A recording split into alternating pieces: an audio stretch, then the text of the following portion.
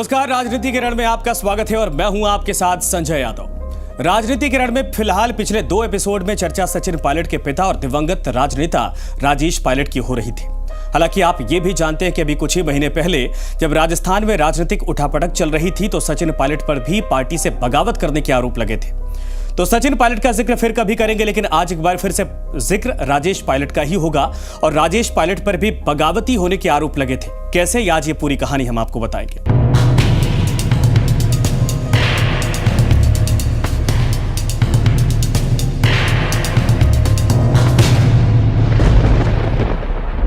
साल 1997 में कांग्रेस अध्यक्ष पद के लिए दावेदारी, जी हां, इसकी शुरुआत ही साल 1997 में होती है जब राजेश पायलट ने कांग्रेस के अध्यक्ष पद के लिए ताल ठोक दिया था।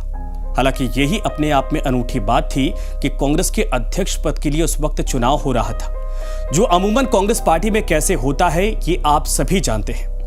हालांकि 1997 में कांग्रेस के अध्यक्ष पद के चुनाव में पायलट को हार का सामना करना पड़ा था और गांधी परिवार के बेहद करीबी उनके प्रतिद्वंदी सीताराम केसरी ने जीत हासिल की थी। साल 2000 सोनिया गांधी को चुनौती दी थी। 1997 में सफलता नहीं मिली, लेकिन इसके बाद भी राजेश पायलट ने हार नहीं मानी। दूसरा मौका साल 2000 में आया। उस वक्त भी कांग्रेस से बगावत करके जितेंद्र प्रसाद ने सोनिया गांधी के खिलाफ अध्यक्ष पद के लिए दावा ठोका था। इस चुनाव में राजेश पायलट खुद मैदान में नहीं थे, लेकिन उन्होंने खुलकर सोनिया गांधी के खिलाफ खड़े जितेंद्र प्रसाद का समर्थन किया था। हालांकि इस बार भी पायलट खेमे को हार का सामना करना पड़ा। इसके बाद बात आती है राजेश पायलट और अशोक गहलोत के अदावत की। कहा जाता है कि उस वक्त भी राजेश पायलट और अशोक गहलोत के बीच में 36 का आंकड़ा हुआ करता था।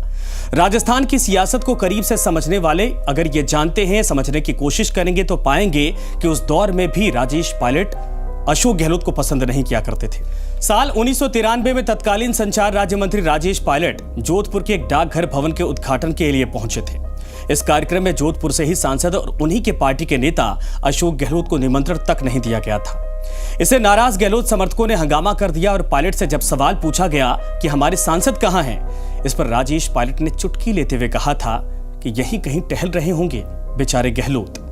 रिपोर्ट्स के मुताबिक जो मीडिया रिपोर्ट्स उस वक्त की कहती हैं कि उस साल गहलोत को मंत्री पद से भी हटा दिया गया था और पार्टी में बिल्कुल अलग थलग कर दिया गया था। तो आपको ये पॉलिटिकल किस्सों की सीरीज कैसी लग रही है, कमेंट करके जरूर बताएं। धन्यवाद।